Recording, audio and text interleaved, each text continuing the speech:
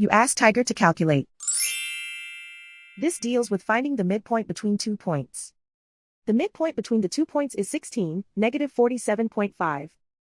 Let's solve it step by step. Plot the 2 points and calculate the midpoint using the formula. The coordinates of point 1 are, x1 equals negative 17, y1 equals negative 39. The coordinates of point 2 are, x2 equals 49, y2 equals negative 56.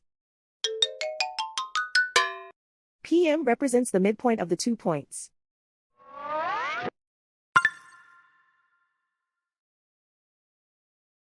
Use the x values in the midpoint formula to find the midpoints x.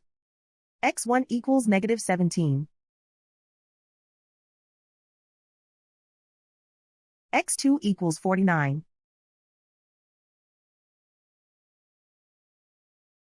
Simplify the arithmetic.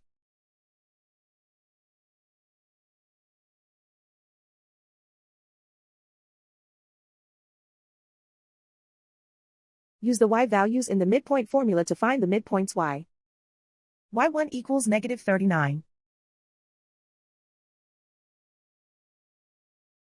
y2 equals negative 56. Simplify the arithmetic.